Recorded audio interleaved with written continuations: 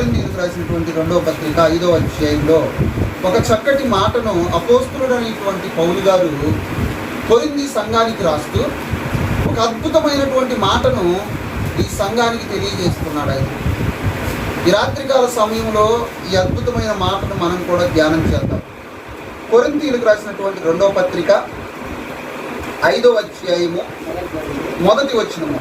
2వ కొరింథీ భూమి మీద మన గుడారమైన ఈ నివాసము శిథిలమైపోయినను చేతి పని కాక దేవుని చేత కట్టబడినదియు నిత్యమైనదియునైనా నివాసము పరలోకమందు మనకున్నదని ఎరుగుదుము. చాలమ్మా ప్రియులారా, అపోస్తలుడైనటువంటి పౌలు గారు కొరింథీ పట్టణానికి లేదా కొరింథీలో ఉన్నటువంటి సంఘానికి ఈ లేఖ రాస్తూ ఆ సంఘాన్ని బలపరుస్తున్నటువంటి మాటలు, ఆ సంఘాన్ని మేలుకొల్పుతున్నటువంటి మాటలు.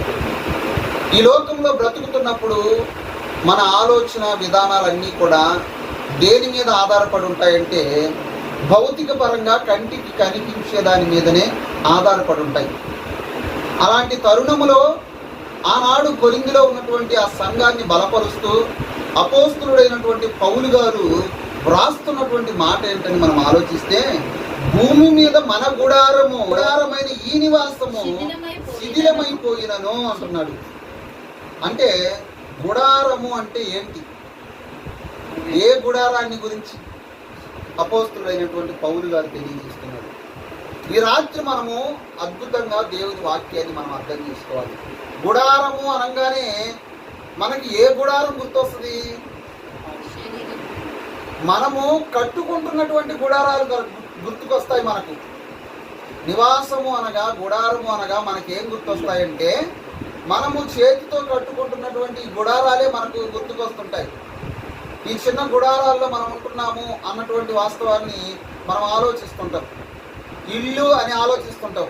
కానీ లేఖనాలలో ఉన్నటువంటి అర్థాన్ని కనుక మనం ఆలోచిస్తే అపోస్తలుడైనటువంటి పౌలు గారు ఏ గుడారాన్ని ఉద్దేశించి మాట్లాడాడు, ఏ గుడారం గురించి ఆయన చెప్పుకొస్తున్నాడు అని మనం ఆలోచిస్తే పేతురు గారు ఒక మంచి మాటను మనకు తెలియజేస్తున్నాడు. దీనికి సంబంధించినటువంటి వాక్యం పేతురు రాసినటువంటి 2వ పత్రిక 1వ అధ్యాయము 13వ వచనాన్ని ఒక్కసారి మనం చదువుకుందాం.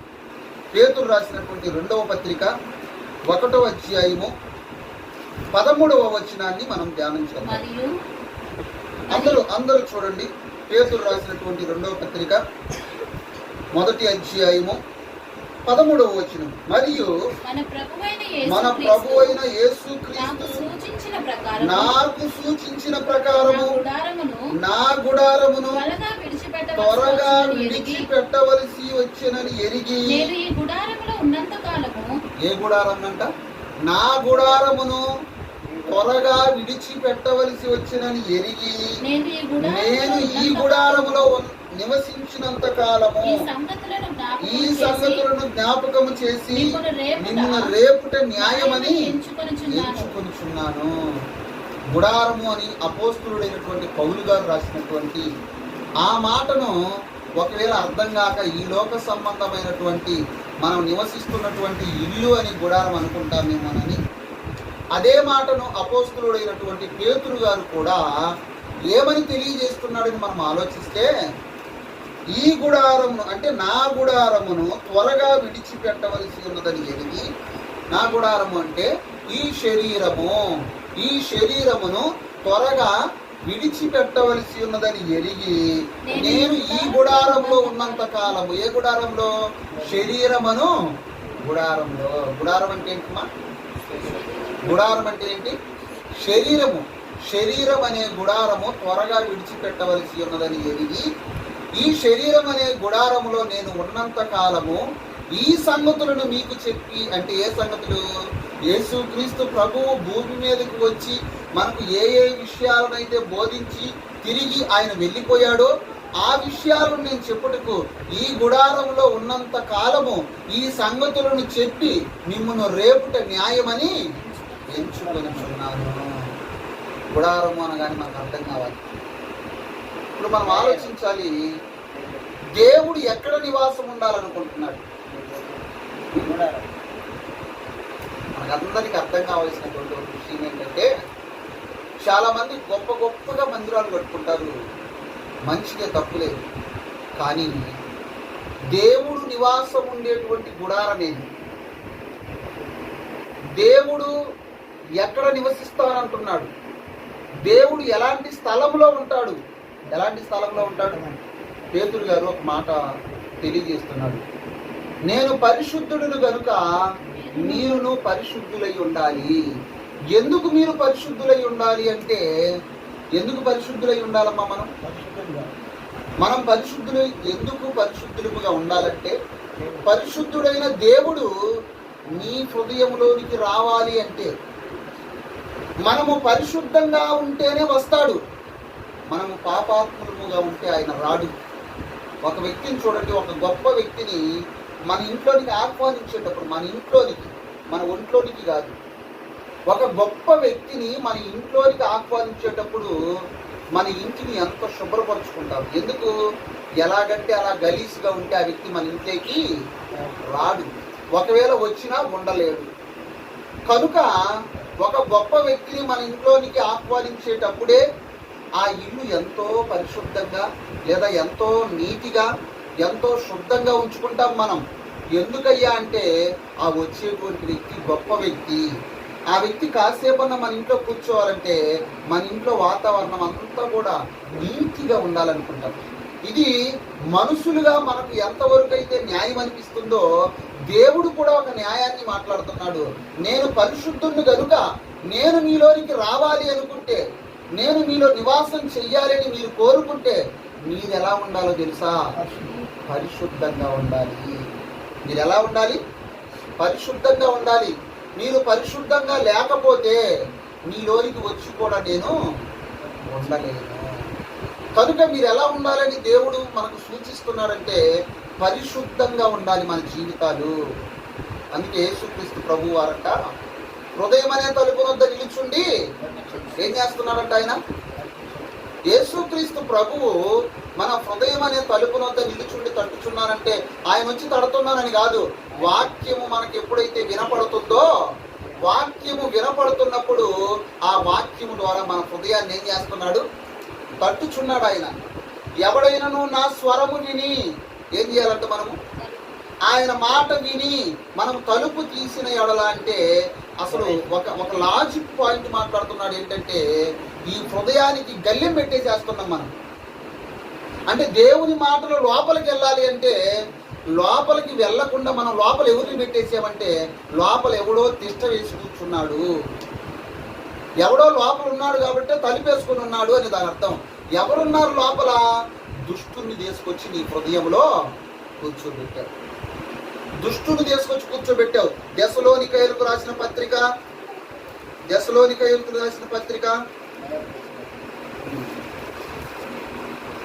చూడండి ఎంత చక్కగా దేవుడు మన కోసం ఒక మంచి మాట రాయిస్తున్నాడు. దెసలోనికయులకు రాసినటువంటి 2వ పత్రిక 2వ అధ్యాయము 4వ వచనము.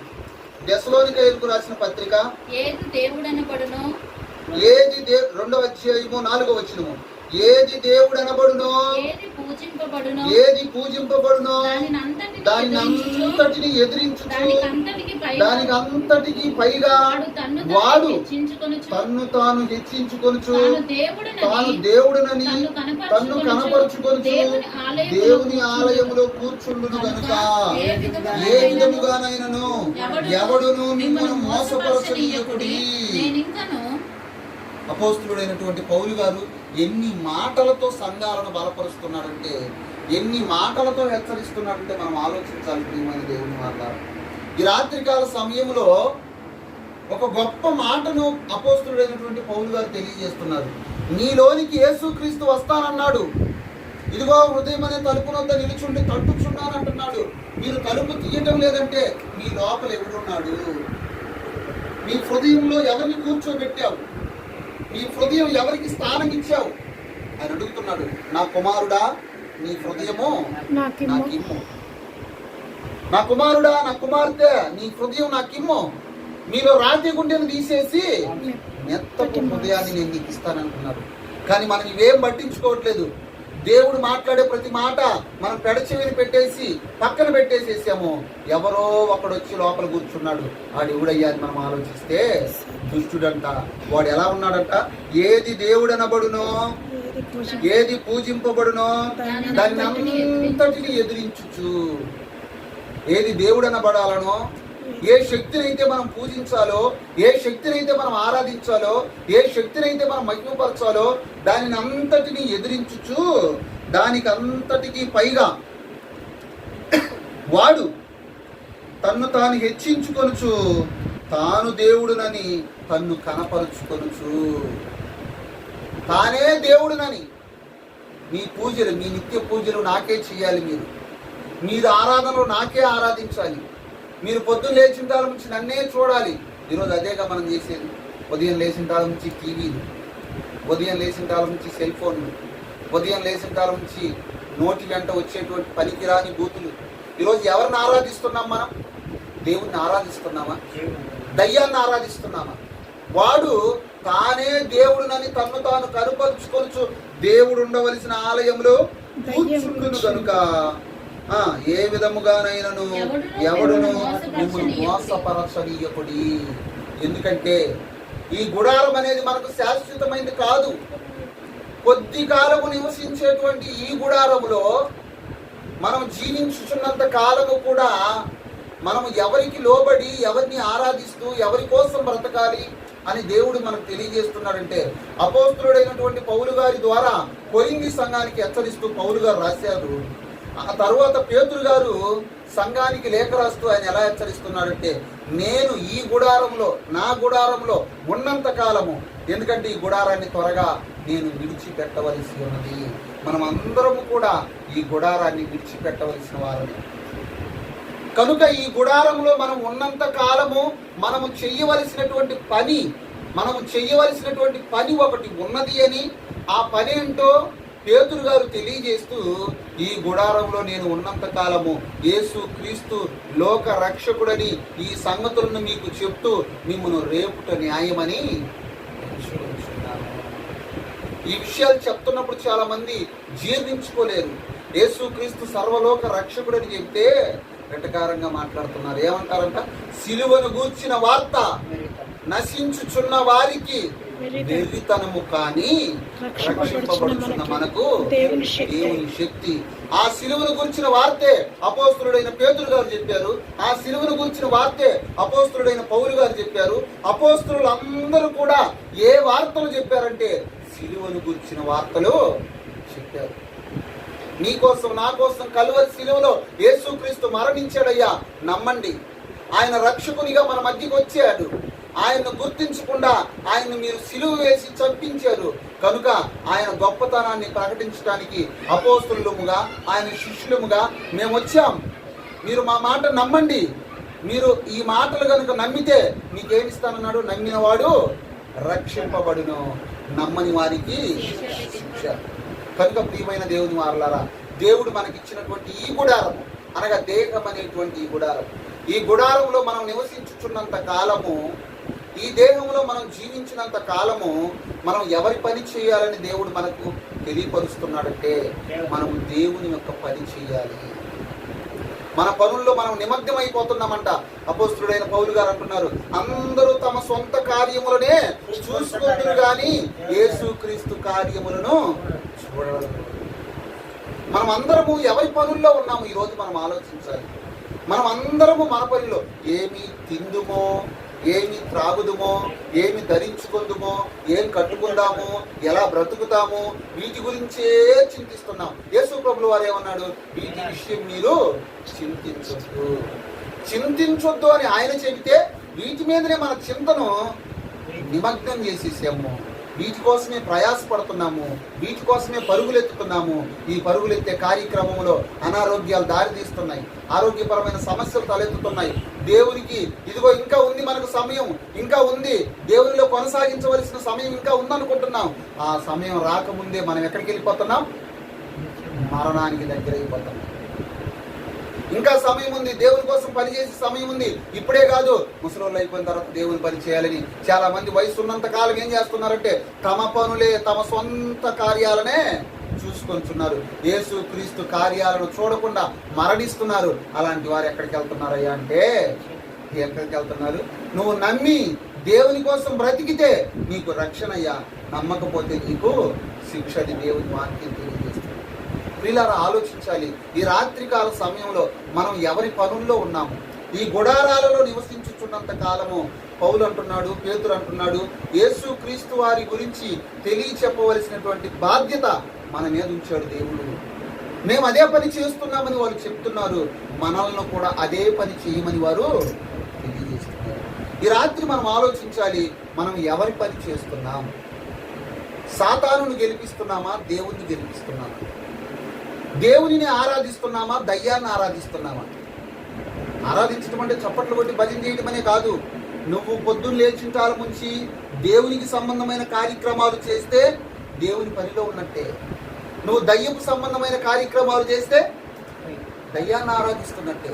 ఈరోజు మనం దేనిని ఆరాధిస్తున్నాం? అని అంటున్నాడు, ఏది దేవుడు అనబడునో, ఏది పూజింపబడునో దానిని అంతటిని ఎదిరించుచు, దానికి అంతటికి పైగా తన్ను తానే దేవునిగా హెచ్చించుకొనుచు దేవుడు ఉండవలసిన ఆలయములో దయ్యము తిష్ట వేసి కూర్చున్నాడు.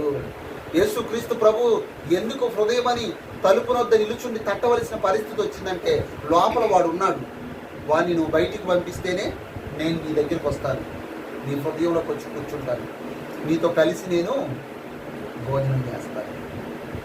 యేసుక్రీస్తు ప్రభు మనతో కలిసి జీవించాలంటే, యేసుక్రీస్తు ప్రభుతో మనం అంటుకట్టబడి ఉండాలంటే మనం ఏం చెయ్యాలని దేవుడు అంటున్నాడంటే, మొట్టమొదట నీలో ఉన్నటువంటి దుష్ట క్రియలను తీసివేయాలి, దుష్టులని పారదోలాలి.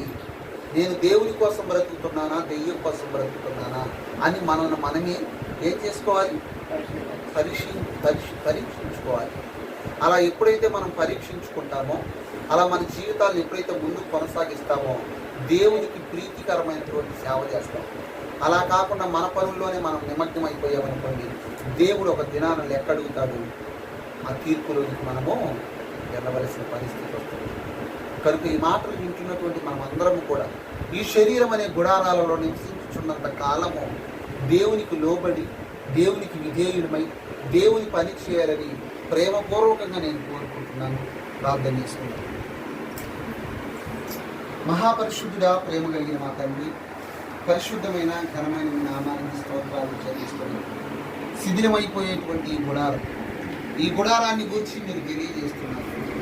తాత్కాలికంగా నివాసం ఉండే ఈ గుడారంలో అయినా మేము జీవించుచున్నంత కాలము ఏమి తిందుమో, ఏమి త్రాగుదుమో, ఏమి ధరించుకుందుమో అని ఈ లోక సంబంధమైన విషయాల మీద మేము దృష్టి పెట్టకుండా, పరలోకమందు మా కోసం దేవుడు ఏర్పాటు చేసినటువంటి, సిద్ధపరిచినటువంటి ఆ పరలోక పునాదులు గల ఆ పట్టణం ఎంత గొప్పదో, ఆ పట్టణానికి మేము చేరటం కోసం యేసుక్రీస్తు ప్రభు మా కోసం చేసిన త్యాగం మేము తెలియజెప్పేవారిగా ఉండటానికి సహాయం చేయండి. మా మాటలు, మా క్రియలు, మా ప్రవర్తన అన్నీ కూడా మీ దృష్టికి యథార్థవంతులంగా జీవించే భాగ్యం దయచేయండి. ఇక్కడికి వచ్చి మీ మాటలు ఎంతో ఆసక్తిగా వింటున్నటువంటి ప్రతి బిడ్డను మీరు దీవించండి, ఆశీర్వదించండి. అలాగే తండ్రి, ఎంతోమంది బిడ్డలు రాలేకపోతున్నారు, వారికి మరొక తరుణాన్ని మీరు అనుగ్రహించండి. ఈ మాటలు ఎంతమంది వింటున్నారో ఆ బిడ్డలందరినీ మీరు దీవించి ఆశీర్వదించి ఆత్మీయంగా బలపరిచి వారి కుటుంబాలను కట్టమని ప్రార్థిస్తున్నారు. ఎంతోమంది కుటుంబాలలో శాంతి లేదు, సమాధానం లేదు, సంతోషం లేదు. మీ మాటలకు దూరమై తండ్రి వారి జీవితాలు పాడు చేసుకుంటున్నారు.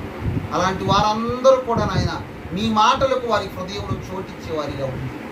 ప్రతి ఒక్కరు కూడా మీ మాటలను స్వీకరించి వారి హృదయాంతరాలలోనికి చేర్చుకొని మారు మనసు పొంది సమాధానం అనేటువంటి వస్త్రాన్ని వారు ధరించుకోవడానికి సహాయం చేయమని, ఈ మాటలు విన్న ప్రతి బిడ్డను మీరు దీవించి ఆశీర్వదించి ఆత్మీయంగా బలపరచమని అయ్యా, ఎవ్వరు కూడా నాయన దుష్టునికి చోటీయకుండా దేవుణ్ణి ఆరాధించి బిడ్డలుగా ఉండాలని కోరుకుంటూ యేసుక్రీస్తు ప్రభు నామమున ప్రార్థనని వేడుకుంటున్నాం తండ్రి.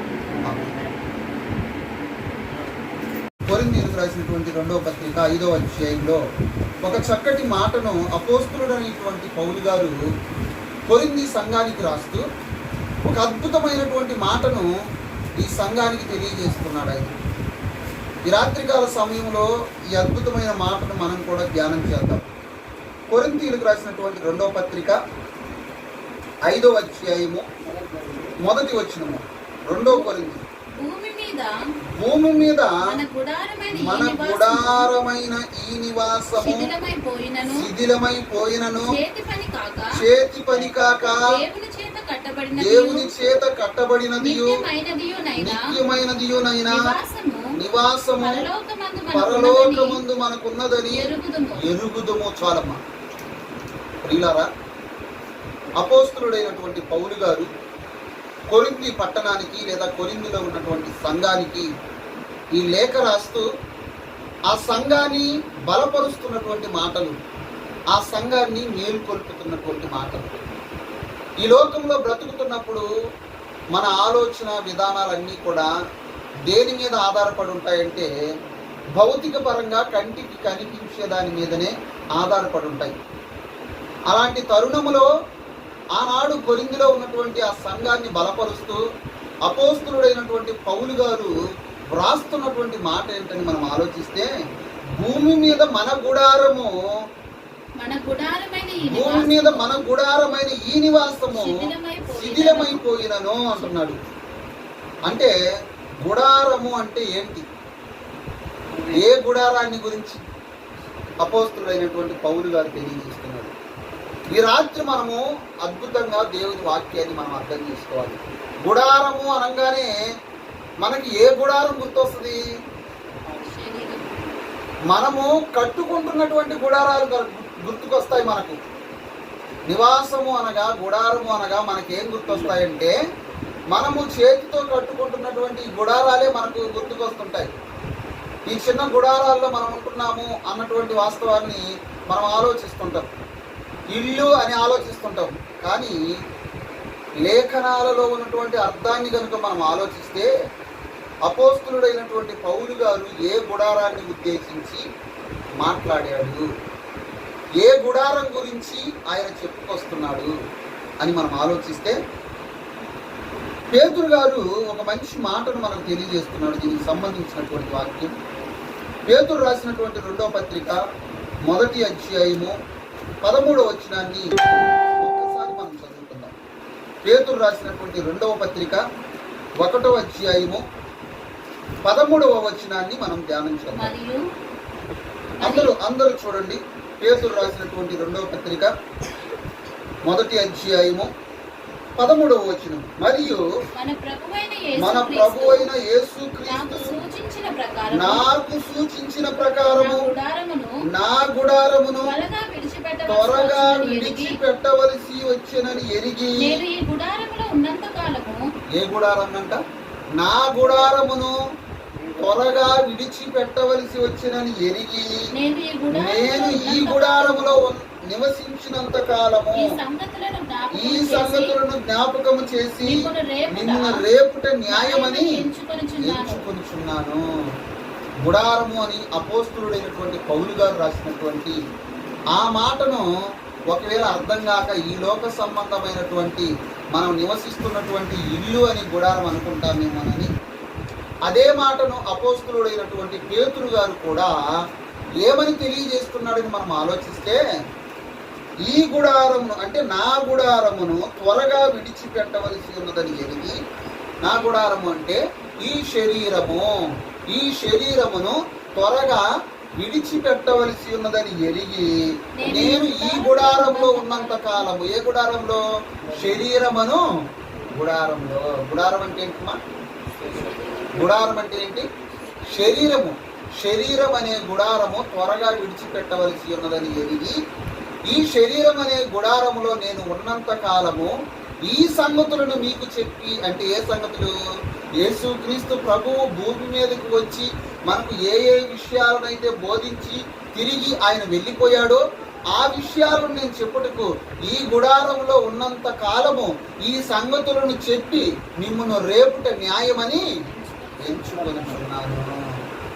గుడారము అనగానే మనకు అర్థం కావాలి. ఇప్పుడు మనం ఆలోచించాలి, దేవుడు ఎక్కడ నివాసం ఉండాలనుకుంటున్నాడు? మనకందరికి అర్థం కావాల్సినటువంటి ఒక విషయం ఏంటంటే, చాలా మంది గొప్ప గొప్పగా మందిరాలు కట్టుకుంటారు, మంచిదే, తప్పులేదు. కానీ దేవుడు నివాసం ఉండేటువంటి గుడారం ఏది? దేవుడు ఎక్కడ నివసిస్తానంటున్నాడు? దేవుడు ఎలాంటి స్థలంలో ఉంటాడు? ఎలాంటి స్థలంలో ఉంటాడు? పేతురు గారు ఒక మాట తెలియజేస్తున్నాడు, నేను పరిశుద్ధుడును గనుక మీరును పరిశుద్ధులై ఉండాలి. ఎందుకు మీరు పరిశుద్ధులై ఉండాలి అంటే, ఎందుకు పరిశుద్ధులై ఉండాలమ్మా? మనం పరిశుద్ధులు ఎందుకు పరిశుద్ధులుగా ఉండాలంటే, పరిశుద్ధుడైన దేవుడు నీ హృదయంలోనికి రావాలి అంటే మనము పరిశుద్ధంగా ఉంటేనే వస్తాడు. మనము పాపాత్ములుగా ఉంటే ఆయన రాడు. ఒక వ్యక్తిని చూడండి, ఒక గొప్ప వ్యక్తిని మన ఇంట్లోనికి ఆహ్వానించేటప్పుడు, మన ఒంట్లోనికి కాదు, ఒక గొప్ప వ్యక్తిని మన ఇంట్లోనికి ఆహ్వానించేటప్పుడు మన ఇంటిని ఎంత శుభ్రపరుచుకుంటాం. ఎందుకు? ఎలాగంటే అలా గలీజ్గా ఉంటే ఆ వ్యక్తి మన ఇంట్లోకి రాడు, ఒకవేళ వచ్చినా ఉండలేడు. కనుక ఒక గొప్ప వ్యక్తిని మన ఇంట్లోనికి ఆహ్వానించేటప్పుడే ఆ ఇల్లు ఎంతో పరిశుద్ధంగా లేదా ఎంతో నీతిగా ఎంతో శుద్ధంగా ఉంచుకుంటాం మనం. ఎందుకయ్యా అంటే ఆ వచ్చేటువంటి వ్యక్తి గొప్ప వ్యక్తి. ఆ వ్యక్తి కాసేపన్నా మన ఇంట్లో కూర్చోవాలంటే మన ఇంట్లో వాతావరణం అంతా కూడా నీతిగా ఉండాలనుకుంటాం. ఇది మనుషులుగా మనకు ఎంతవరకు అయితే న్యాయం అనిపిస్తుందో, దేవుడు కూడా ఒక న్యాయాన్ని మాట్లాడుతున్నాడు. నేను పరిశుద్ధుని కనుక నేను మీలోనికి రావాలి అనుకుంటే, నేను మీలో నివాసం చెయ్యాలని మీరు కోరుకుంటే మీరు ఎలా ఉండాలో తెలుసా? పరిశుద్ధంగా ఉండాలి. మీరు ఎలా ఉండాలి? పరిశుద్ధంగా ఉండాలి. మీరు పరిశుద్ధంగా లేకపోతే మీలోనికి వచ్చి కూడా నేను ఉండలేను. కనుక మీరు ఎలా ఉండాలని దేవుడు మనకు సూచిస్తున్నాడంటే, పరిశుద్ధంగా ఉండాలి మన జీవితాలు. అందుకే యేసుక్రీస్తు ప్రభు వారంట, హృదయం అనే తలుపు వద్ద నిలుచుండి ఏం చేస్తున్నాడంట ఆయన? యేసుక్రీస్తు ప్రభువు మన హృదయం అనే తలుపు వద్ద నిలుచుండి తట్టుచున్నానంటే ఆయన వచ్చి తడుతున్నానని కాదు. వాక్యము మనకి ఎప్పుడైతే వినపడుతుందో, వాక్యము వినపడుతున్నప్పుడు ఆ వాక్యము ద్వారా మన హృదయాన్ని ఏం చేస్తున్నాడు? తట్టుచున్నాడు ఆయన. ఎవడైనను నా స్వరము విని ఏం చేయాలంటే, మనము ఆయన మాట విని మనం తలుపు తీసిన ఎడల అంటే, అసలు ఒక లాజిక్ పాయింట్ మాట్లాడుతున్నాడు. ఏంటంటే, ఈ హృదయానికి గల్లెం పెట్టేసేస్తున్నాం మనం. అంటే దేవుని మాటలు లోపలికి వెళ్ళాలి అంటే, లోపలికి వెళ్లకుండా మనం లోపల ఎవరిని పెట్టేసామంటే, లోపల ఎవడో తిష్ట వేసి కూర్చున్నాడు, ఎవడో లోపల ఉన్నాడు కాబట్టి తలుపేసుకుని ఉన్నాడు అని దాని అర్థం. ఎవరున్నారు లోపల? దుష్టుని తీసుకొచ్చి నీ హృదయంలో కూర్చోబెట్టావు. దుష్టుని తీసుకొచ్చి కూర్చోబెట్టావు. దెసలోనికయులకు రాసిన పత్రిక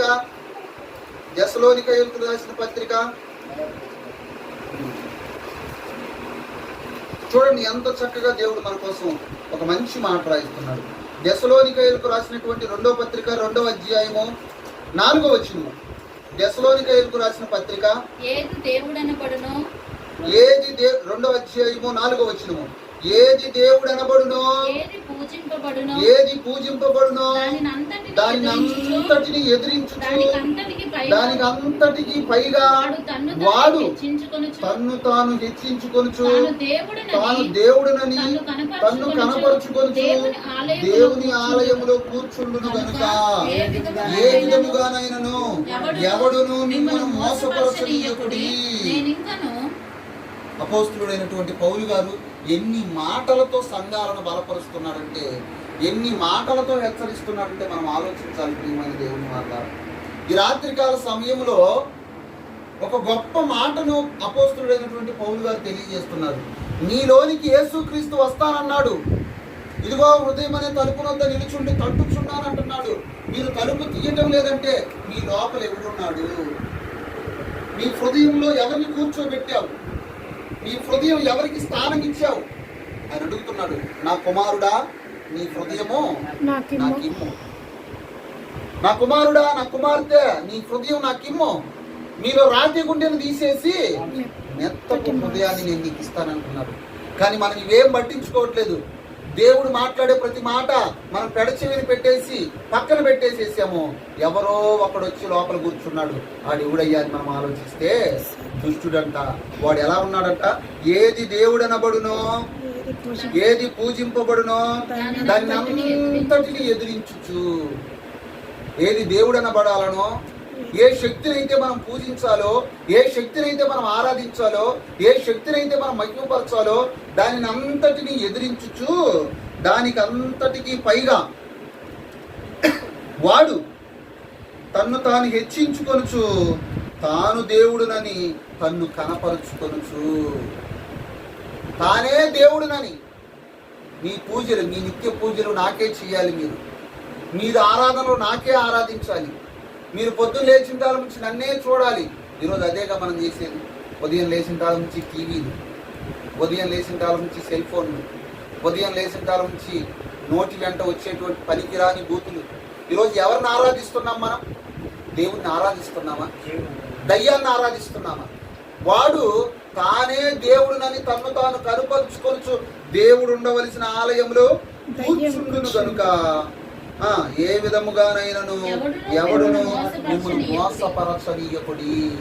ఎందుకంటే ఈ గుడారం అనేది మనకు శాశ్వతమైనది కాదు. కొద్ది కాలము నివసించేటువంటి ఈ గుడారములో మనం జీవించుచున్నంత కాలము కూడా మనం ఎవరికి లోబడి, ఎవరిని ఆరాధిస్తూ, ఎవరి కోసం బ్రతకాలి అని దేవుడు మనకు తెలియజేస్తున్నాడంటే అపోస్తలుడైనటువంటి పౌలు గారి ద్వారా కొరింథీ సంఘానికి హెచ్చరిస్తూ పౌలు గారు రాశారు. ఆ తర్వాత పేతురు గారు సంఘానికి లేఖ రాస్తూ ఆయన ఎలా హెచ్చరిస్తున్నాడంటే, నేను ఈ గుడారంలో, నా గుడారంలో ఉన్నంత కాలము, ఎందుకంటే ఈ గుడారాన్ని త్వరగా నేను విడిచిపెట్టవలసి ఉన్నది. మనం అందరము కూడా ఈ గుడారాన్ని విడిచిపెట్టవలసిన వారమే. కనుక ఈ గుడారంలో మనం ఉన్నంత కాలము మనము చెయ్యవలసినటువంటి పని ఒకటి ఉన్నది అని, ఆ పని ఏంటో పేతురు గారు తెలియజేస్తూ, ఈ గుడారంలో నేను ఉన్నంత కాలము యేసు క్రీస్తు లోక రక్షకుడని ఈ సంగతులను మీకు చెప్తూ మిమ్మల్ని రేపుట న్యాయమని ఈ విషయాలు చెప్తున్నప్పుడు చాలా మంది జీర్ణించుకోలేరు. యేసు క్రీస్తు సర్వలోక రక్షకుడని చెప్తే వెటకారంగా మాట్లాడుతున్నారు. ఏమంటారంట? సిలువను గూర్చిన వార్త నశించుచున్న వారికి వెర్రితనము, కానీ రక్షింపబడుచున్న మనకు దేవుని శక్తి. ఆ సిలువను గురించిన వార్తే అపోస్తలుడైన పేతురు గారు చెప్పారు. ఆ సిలువను గురించిన వార్తే అపోస్తలుడైన పౌలు గారు చెప్పారు. అపోస్తలులు అందరూ కూడా ఏ వార్తలు చెప్పారంటే సిలువను గురించిన వార్తలు చెప్పారు. నీ కోసం, నా కోసం కలువరి సిలువలో యేసుక్రీస్తు మరణించాడయ్యా, నమ్మండి. ఆయన రక్షకునిగా మన మధ్యకి వచ్చాడు. ఆయన్ను గుర్తించకుండా ఆయన్ని మీరు సిలువ వేసి చంపించారు. కనుక ఆయన గొప్పతనాన్ని ప్రకటించడానికి అపోస్తలుముగా, ఆయన శిష్యులముగా మేము వచ్చాం. మీరు మా మాట నమ్మండి. మీరు ఈ మాటలు కనుక నమ్మితే మీకేమిస్తానన్నాడు? నమ్మిన వాడు రక్షింపబడును, నమ్మని వారికి శిక్ష. కనుక ప్రియమైన దేవుని వారలారా, దేవుడు మనకిచ్చినటువంటి ఈ గుడారము అనగా దేహం అనేటువంటి ఈ గుడారంలో మనం నివసించుచున్నంత కాలము, ఈ దేహంలో మనం జీవించినంత కాలము మనం ఎవరి పని చేయాలని దేవుడు మనకు తెలియపరుస్తున్నాడంటే మనము దేవుని యొక్క పని చేయాలి. మన పనుల్లో మనం నిమగ్నం అయిపోతున్నామంట. అపోస్తలుడైన పౌలు గారు అంటున్నారు, అందరూ తమ సొంత కార్యములనే చూసుకుంటారు కానీ యేసుక్రీస్తు కార్యములను చూడగలరు. మనం అందరము ఎవరి పనుల్లో ఉన్నాము ఈరోజు మనం ఆలోచించాలి. మనం అందరము మన పనిలో ఏమి తిందుమో, ఏమి త్రాగుదుమో, ఏమి ధరించుకుందుమో, ఏం కట్టుకుందాము, ఎలా బ్రతుకుతాము, వీటి గురించే చింతిస్తున్నాం. యేసు ప్రభువు వారు ఏమన్నాడు? వీటి విషయం మీరు చింతించొద్దు అని ఆయన చెబితే వీటి మీదనే మన చింతను నిమగ్నం చేసేసాము. వీటి కోసమే ప్రయాసపడుతున్నాము, వీటి కోసమే పరుగులెత్తుతున్నాము. ఈ పరుగులెత్తే కార్యక్రమంలో అనారోగ్యాలు దారితీస్తున్నాయి, ఆరోగ్యపరమైన సమస్యలు తలెత్తుతున్నాయి. దేవునికి ఇదిగో ఇంకా ఉంది, మనకు సమయం ఇంకా ఉంది, దేవునిలో కొనసాగించవలసిన సమయం ఇంకా ఉందనుకుంటున్నాం. ఆ సమయం రాకముందే మనం ఎక్కడికి వెళ్ళిపోతున్నాం? మరణానికి దగ్గర అయిపోతున్నాం. ఇంకా సమయం ఉంది, దేవుని కోసం పనిచేసే సమయం ఉంది. ఇప్పుడే కాదు, ముసలోళ్ళు అయిపోయిన తర్వాత దేవుని పని చేయాలని చాలా మంది వయసు ఉన్నంత కాలం ఏం చేస్తున్నారంటే తమ పనులే, తమ సొంత కార్యాలనే చూసుకొంటున్నారు. యేసు క్రీస్తు కార్యాలను చూడకుండా మరణిస్తున్నారు. అలాంటి వారు ఎక్కడికి వెళ్తున్నారయ్యా అంటే, ఎక్కడికి వెళ్తున్నారు? నువ్వు నమ్మి దేవుని కోసం బ్రతికితే నీకు రక్షణ అయ్యా, నమ్మకపోతే నీకు శిక్ష. అది దేవుని వాక్యం తెలియజేస్తుంది. ప్రియులారా, ఆలోచించాలి. ఈ రాత్రికాల సమయంలో మనం ఎవరి పనుల్లో ఉన్నాము? ఈ గుడారాలలో నివసించుచున్నంత కాలము పౌలు అంటున్నాడు, పేతురు అంటున్నాడు, యేసు క్రీస్తు వారి గురించి తెలియచెప్పవలసినటువంటి బాధ్యత మన మీద ఉంచాడు దేవుడు. మేము అదే పని చేస్తున్నామని వాళ్ళు చెప్తున్నారు. మనల్ని కూడా అదే పని చేయమని వారు తెలియజేస్తున్నారు. ఈ రాత్రి మనం ఆలోచించాలి, మనం ఎవరి పని చేస్తున్నాం? సాతానుని గెలిపిస్తున్నామా, దేవుణ్ణి గెలిపిస్తున్నామా? దేవునిని ఆరాధిస్తున్నామా, దయ్యాన్ని ఆరాధిస్తున్నామా? ఆరాధించడం అంటే చప్పట్లు కొట్టి భజన చేయడం అనే కాదు. నువ్వు పొద్దున్న లేచింటాల నుంచి దేవునికి సంబంధమైన కార్యక్రమాలు చేస్తే దేవుని పనిలో ఉన్నట్టే. నువ్వు దయ్యపు సంబంధమైన కార్యక్రమాలు చేస్తే దయ్యాన్ని ఆరాధిస్తున్నట్టే. ఈరోజు మనం దేనిని ఆరాధిస్తున్నాం అని అంటున్నాడు. ఏది దేవుడు అనబడునో, ఏది పూజింపబడునో దానిని అంతటిని ఎదిరించుచు, దానికి అంతటికి పైగా తన్ను తానే దేవునిగా హెచ్చించుకొనుచు దేవుడు ఉండవలసిన ఆలయములో దయ్యము తిష్ట వేసి కూర్చున్నాడు. యేసుక్రీస్తు ప్రభు ఎందుకు హృదయమని తలుపునొద్ద నిలుచుండి తట్టవలసిన పరిస్థితి వచ్చిందంటే, లోపల వాడు ఉన్నాడు. వాడిని నువ్వు బయటికి పంపిస్తేనే నేను నీ దగ్గరికి వస్తాను, నీ హృదయంలోకి వచ్చి కూర్చుంటాను, నీతో కలిసి నేను భోజనం చేస్తాను. యేసుక్రీస్తు ప్రభు మనతో కలిసి జీవించాలంటే, యేసుక్రీస్తు ప్రభుతో మనం అంటుకట్టబడి ఉండాలంటే మనం ఏం చెయ్యాలని దేవుడు అంటున్నాడంటే, మొట్టమొదట నీలో ఉన్నటువంటి దుష్ట క్రియలను తీసివేయాలి, దుష్టుని పారదోలాలి. నేను దేవుని కోసం బ్రతుకుతున్నానా, దెయ్యం కోసం బ్రతుకుతున్నానా అని మనమే ఏం చేసుకోవాలి? పరీక్షించుకోవాలి. అలా ఎప్పుడైతే మనం పరీక్షించుకుంటామో, అలా మన జీవితాలను ఎప్పుడైతే ముందుకు కొనసాగిస్తామో దేవునికి ప్రీతికరమైనటువంటి సేవ చేస్తాం. అలా కాకుండా మన పనుల్లోనే మనం నిమగ్నం అయిపోయామనుకోండి, దేవుడు ఒక దినాన లెక్క అడుగుతాడు. ఆ తీర్పులోనికి మనము వెళ్ళవలసిన పరిస్థితి వస్తుంది.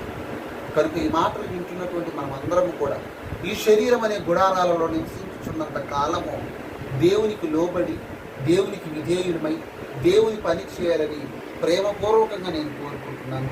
ప్రార్థన చేసుకున్నాను. మహాపరిశుద్ధుడా, ప్రేమ కలిగిన మా తండ్రి, పరిశుద్ధమైన ఘనమైన నామానికి స్తోత్రాలు చెల్లిస్తున్నాను.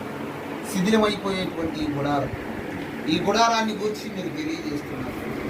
తాత్కాలికంగా నివాసం ఉండే ఈ గుడారంలో అయినా మేము జీవించుచున్నంత కాలము ఏమి తిందుమో, ఏమి త్రాగుదుమో, ఏమి ధరించుకుందుమో అని ఈ లోక సంబంధమైన విషయాల మీద మేము దృష్టి పెట్టకుండా, పరలోకమందు మా కోసం దేవుడు ఏర్పాటు చేసినటువంటి, సిద్ధపరిచినటువంటి ఆ పరలోక పునాదులు గల ఆ పట్టణం ఎంత గొప్పదో, ఆ పట్టణానికి మేము చేరటం కోసం యేసుక్రీస్తు ప్రభు మా కోసం చేసిన త్యాగం మేము తెలియజెప్పేవారిగా ఉండటానికి సహాయం చేయండి.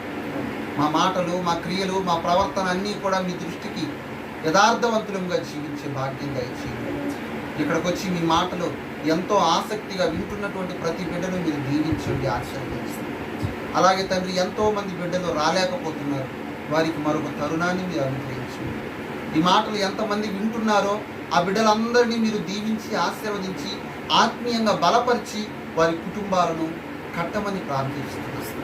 ఎంతోమంది కుటుంబాలలో శాంతి లేదు, సమాధానం లేదు, సంతోషం లేదు. మీ మాటలకు దూరమై తండ్రి వారి జీవితాలు పాడు చేసుకుంటున్నారు. అలాంటి వారందరూ కూడా నాయన మీ మాటలకు వారి హృదయంలో చోటిచ్చేవారిగా ఉంది. ప్రతి ఒక్కరు కూడా మీ మాటలను స్వీకరించి వారి హృదయాంతరాలలోనికి చేర్చుకొని మారు మనసు పొంది సమాధానం అనేటువంటి వస్త్రాన్ని వారు ధరించుకోవడానికి సహాయం చేయమని, ఈ మాటలు విన్న ప్రతి బిడ్డను మీరు దీవించి, ఆశీర్వదించి, ఆత్మీయంగా బలపరచమని అయ్యా. ఎవ్వరు కూడా నాయన దుష్టునికి చోటు ఇవ్వకుండా దేవుణ్ణి ఆరాధించి బిడ్డలుగా ఉండాలని కోరుకుంటూ యేసుక్రీస్తు ప్రభు నామమున ప్రార్థన వేడుకుంటున్నాం తండ్రి. ఆమేన్.